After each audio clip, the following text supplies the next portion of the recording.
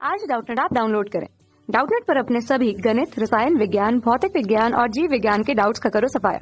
बस प्रश्न की फोटो खींचो, एक ही प्रश्न को क्रॉप करो और तुरंत वीडियो सोल्यूशन पाओ। अभी डाउनलोड करें। नमस्कार दोस्तों, हमारा प्रश्न है कि दोस्तों यहाँ पर हमें प्रश्न में पूछा गया है कि प्रकृति में जो पेड़ पौधे तथा जंतुओं में पाए जाने वाले जो हमारे बहुलक को क्या नाम दिया जाता है, ये हमें प्रश्न में पूछा गया है। ठीक है, तो दोस्तों हम जानते हैं कि वे जो हमारे बहुलक होते हैं जो कि हमें पेड़ पौधे, ठीक है, यहाँ पर बोला गया है पेड़ पौधे एवं जंतुओं के द्वारा प्राप्त किए जाते हैं। ठीक है, जंतुओं के द्वारा प्राप्त किए जाते हैं। इन बहुलक को दोस्तों हम क्या कहते हैं, ये बहुलक कहलाते हैं हमारे प्राकृतिक बहुलक। ठीक है, तो इन्हें हम दोस्तों क्या कहते हैं, ये होते हैं हमारे प्राकृतिक बहुलक, क्योंकि दोस्तों ये हमें क्या प्राप्त होता है, ये हमें प्रकृति से डायरेक्ट मुक्त अवस्था में प्राप्त होते हैं। ठीक है, अब दोस्तों ये जो हमारे प्राकृतिक बहुलक है, ठीक है, ये कौन कौन से होते हैं, हम इसके मुख्यतः नाम देख लेते हैं कि उदाहरण के तौर पर हमारे प्राकृतिक बहुलक में कौन कौन से उदाहरण है। तो दोस्तों हम जानते हैं सबसे पहला और महत्वपूर्ण क्या है, वो है दोस्तों हमारा स्टार्च। ठीक है, तो स्टार्च एक तरह से दोस्तों हमारे क्या है, प्राकृतिक बहुलक है। इसी तरह से दोस्तों हम दूसरा उदाहरण देख लेते हैं जो कि हमारा क्या है, वो है सेल्यूलोज। ठीक है, तो ये हो गया हमारा सेल्यूलोज, ये भी एक तरह से हमारा प्राकृतिक बहुलक का उदाहरण है। इसी तरह से दोस्तों हमारा तीसरा क्या होता है, वो होता है हमारा प्रोटीन।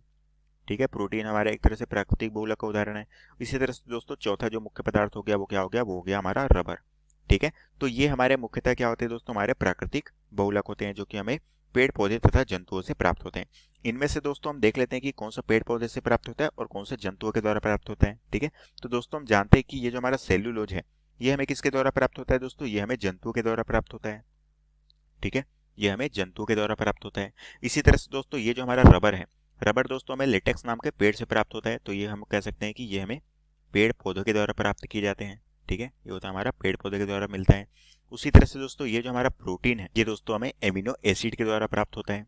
ठीक है, तो हम कह सकते हैं कि ये हमें एमिनो अम्ल के द्वारा प्राप्त होता है जो कि हमें पेड़ पौधे और जंतुओं दोनों के द्वारा प्रोटीन प्राप्त होता है। उसी तरह से दोस्तों स्टार्च हमें किसके द्वारा प्राप्त होता है, ये दोस्तों हमें पेड़ पौधे के द्वारा प्राप्त होता है।